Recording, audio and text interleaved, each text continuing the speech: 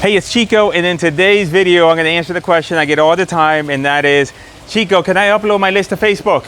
And does it work? Can I just target those people that that I have on my list for, say, my tax delinquent list? Can I do that? The answer is yes. However, does it work? That's another question, and that's a question that I'm going to answer for you today, because actually there's a better way. There's a couple options, and I'm going to lay them out here.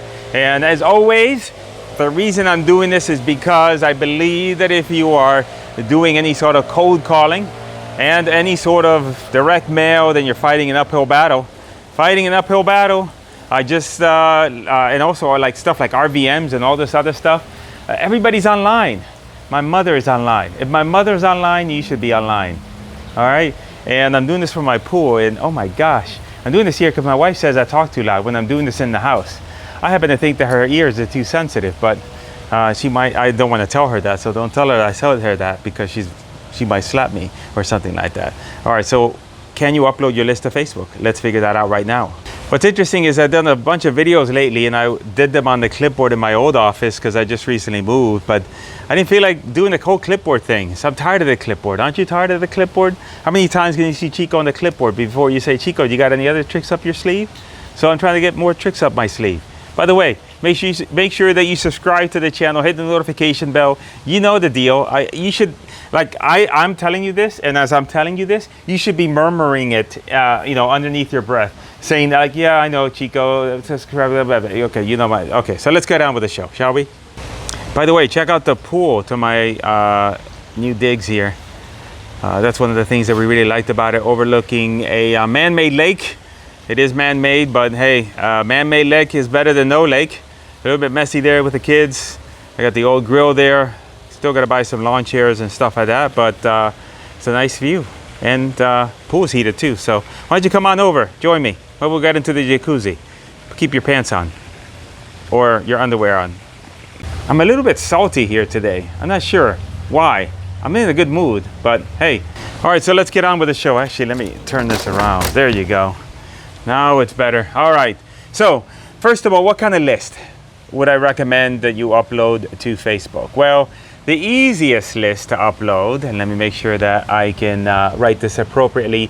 It's going to be a tax delinquent list. I'm just going to write tax. It's going to be a code violation. I'm just going to write code. And it's going to be a vacant property list. I'm going to write vacant. Now, I'm not going to get into in this video where to get those lists and how to get them. That would be for a different day. But let's just assume that you know what I'm talking about. Tax delinquent list, code violation list, vacant list. Now, if you are going to upload those to Facebook, all right, if you are just going to take the list and upload it, the only thing you can upload to Facebook are going to be, let's say you just buy it from a tax provider. It's going to be the first name. It's going to be the last name. All right, it's going to be the city, okay, and it's also going to be the state and the zip code. Not a whole lot of information. So that is going to be one of the ways you can upload the list. A second way to upload the list is to go ahead and get this list skip traced. Now, it's a little bit more viable if you're working with a smaller list, like a code violation, vacant list, code violation, and tax list.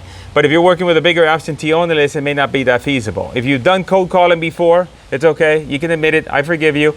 Then you can take your list for cold calling and you can upload it to Facebook. So the best information to be able to feed Facebook is if you have a phone number, especially if you have a mobile number. That would be amazing. All right, and those are the two ways to upload data to Facebook. So you're going to go ahead and upload this information into good old Zuckerberg's house. And now you have, how are you going to target those people? What I recommend to target these people is to simultaneously, all right, run two types of campaigns. One is going to be a reach campaign, and another one is going to be your lead generation campaign. Now, what I found is that the reach campaign is always going to give you better distribution than the lead generation campaign. Why is that?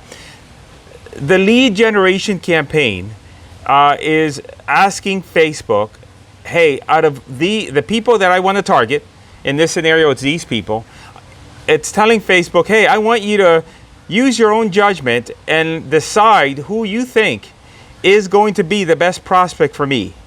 But we already know they're tax delinquent, so we kind of know that they are good prospects. And so then now, with the reach campaign, we're telling Facebook, I don't want you to make any decisions about that. What I want you to do is I just want you to show that damn ad to these people. I don't care about you, Facebook, and what you think. Show these ads. Now, the only challenge with this is this. With the lead generation campaign, you could use, oh, I got to move this thing. It's killing me. Can you even see this? Let me move this here. Okay. Oh, that's much better. With a lead generation campaign, you got to use lead forms, okay? Lead forms. With the reach campaign, you have to use a website. So I recommend Carrot as a website. Go to chrischico.com/website, and you can get a website from them. So that's the way that you can attack. I would recommend running both of these campaigns simultaneously. You run them, it depends on the size of your list. You got to have at least 1,000 people, okay? Be able to give you good reach. And then run that list. If all you got is this, then go with that. So run that list as a reach and a lead generation campaign. Maybe give it, if you're in a low budget, $10, $15, $20 a day for a couple days. See which one is doing better, and then push and then turn one on and turn one off. A good way of knowing that is just to check the CTR. Obviously, you want to get leads. So if you get leads from this one, but you don't get leads from this one, then scratch that one. But a good indicator would be a CTR. I like to use CTR all. And some people might argue, Chico, that's not really accurate. Look, I don't care. As long as you're using the same metric across everything you're viewing, then that's fine. So use a CTR. CTR stands for click-through rate. CTR all means is it's counting and keeping a percentage of the number of clicks that someone does on your ad. So if somebody clicks on the link, if somebody clicks on the lead form, it opens it up. If somebody clicks the little more button to be able to read the body of the ad, all those things are all grouped into here. So you want an ad, generally speaking, I think that you want an ad at the bare minimum on the floor 2%, but I like to see ads at 3 to 5% on the CTR all. And that leads me to believe that, listen, if I'm running this campaign, I spent, and let's say I spent $10 for the day, and it hasn't gotten me any leads, so I'm at the decision point of saying, okay, should I let it run another day? Well, that's fine, let it run another day, but if your CTR on this campaign is 0.5, then it's a really low CTR. You're facing an uphill battle. So in that scenario, go ahead and redo your ads, or duplicate the campaign, change out the ads, and see if you can get a better creative. A better ad copy or image or something like that to be able to get the CTR up. Now, that's one option, is to upload your list. Now, recently Facebook had a bunch of changes. They removed what's called a lookalike audience, but now they have what's called a special ad audience. Let me write that down. Special, okay, ad audience. Now, what is a special ad audience? Well, basically it's you telling Facebook, look, you see these people here? I like them. Why? Because they're behind on their taxes. They're my favorite kind of people. Facebook, can you go out and you find me more people like this? And so that's considered a special ad audience. So you basically, when you build out the campaign, there's an option for you to create a special ad audience. And basically it's just you telling Facebook, hey, I want more of these people, just like this. I want them all in my county. And what you'll find is that then what you're going to do is you're going to use that as your targeting. And then you're going to select your county, right? So I would select your county in terms of the, when you create this, you create this audience in the USA, but when you run your campaign, you're going to just select the county, right? But you're going to create the audience nationwide, but you're just going to create the county. And then what you're going to do is, now you could test this a couple different ways. You could test this audience, because Facebook is all about testing. You could test this audience by creating a derivative of that, for everybody in the USA against these particular attributes. Also, you can do the same thing and say, look, I just want to keep it to a smaller location. Now, actually, just thinking about that, I have to look, because the restrictions I'm not sure if you can do anything smaller than the USA.